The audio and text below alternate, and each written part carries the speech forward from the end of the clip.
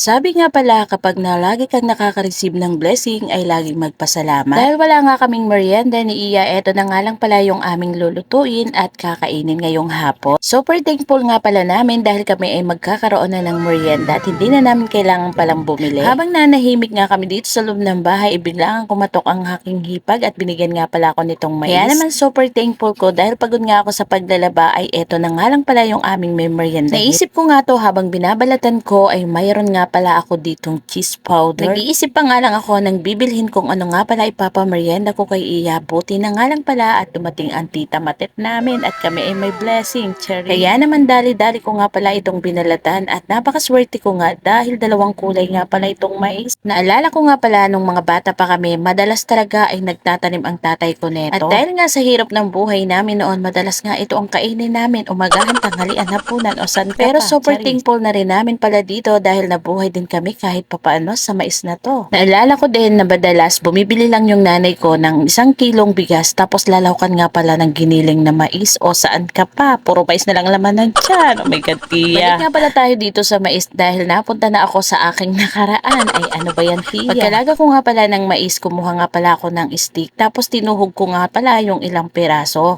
Tapos kinuha ko nga pala yung cheese powder na binili ko lang last day. Dahil nga kasama ko si Iya sa pagmimerienda, tinuhog ko nga ito at nilagyan ko ng konting cheese powder. Mas masarap nga sana kung may margarine to, pero dahil wala nga kaming margarine ni Iya at bigay nga lang to, ay nag-i-NRT pa ang tiya, charis. Kung bibilhin mo nga pala ito sa mall ay napakamahal na, kaya kung pwede gumawa na lang kayo sa bahay, makakakain pa ang lahat ng inyong mga chicken. Sa mais nga pala ay marami nating magagawa, pwede nga rin pala natin tong i-business.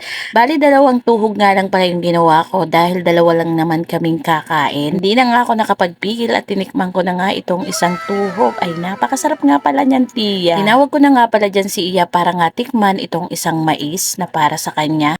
Napakaganda rin ito sa ating katawan, lalo na nga pala yung sabaw nito. Huwag nyo pong itatapon at ito po ay gamot sa UTI. After nga pala naming maubos ni Iya yung dalawang tuhog, ganito naman yung ginawa ko sa natira. Inayat ko nga lang yung mga laman niya tapos sinet aside ko, hinalo-halo. Tapos ito nga pala ay gagawin nating mais con miel. Marami nating magagawang merienda about sa mais, basta galingan nyo lang ng pag-iisip. Parang content nga lang ito, kalingan mo lang ng pag-iisip ng content para makahako tayo ng engagement at mga followers. Bali nga pala ay naglagay ako ng yelo at saka ng mais. Tapos nilagyan ko na nga rin ng condense. Ayan. Kailan pa naging condense ang Coke? Charis. Ay tiya, ay walang ganon.